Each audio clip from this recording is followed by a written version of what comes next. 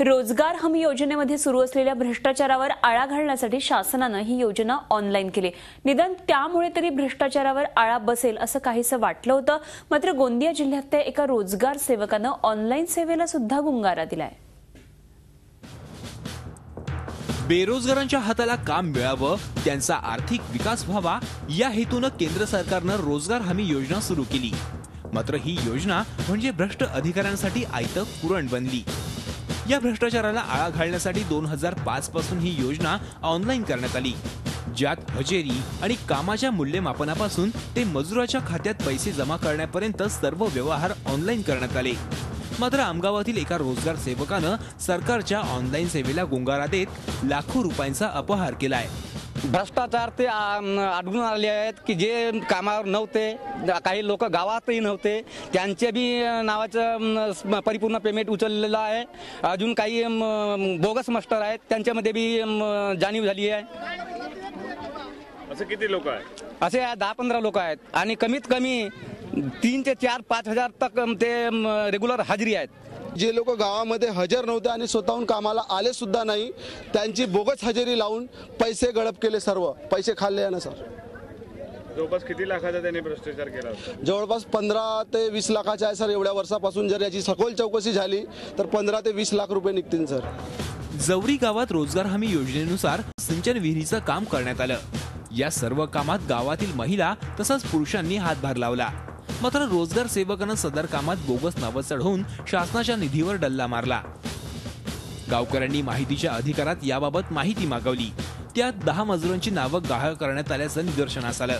इतकंच नव्हे तर जे मजूर रोजगार हमीच्या कामावर उपस्थित होते त्यांना अद्यापही पैसे मिळालेलेच नाहीत। तसंच अधिकाऱ्यांच्या स्वाक्षरीविना अर्धवटच माहिती पुरवण्यात आली।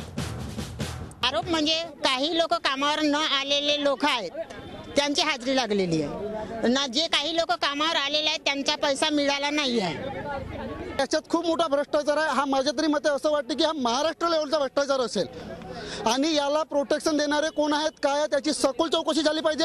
या सर्व भ्रष्टाचाराबाबत गावकऱ्यांनी लढा द्यायचं ठरवलं, पण खालपासून वरपर्यंत भ्रष्टाचारांना पोखरलेल्या शासन यंत्रणेत त्यांना कोणीही दाद देईना। त्यामुळे अखेर या गावकऱ्यांनी झी हेल्पलाईन मार्फत हा भ्रष्टाचार उघडकीस आणण्याचं ठरवलं।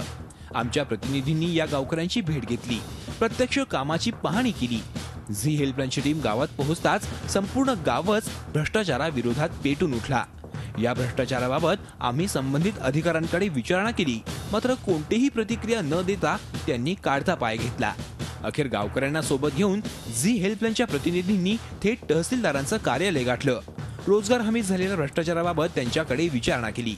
त्यांनी तातडीनं रोजगार सेवकाच्या कामाची चौकशी करून अहवाल सादर करण्याचे आदेश दिले।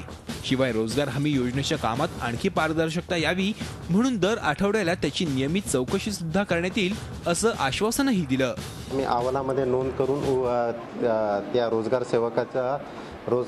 सेवकावर कारवाई करण्यासाठी आम्ही उपजिल्हाधिकारी रोयो यांना तसा अहवाल देणार आहोत।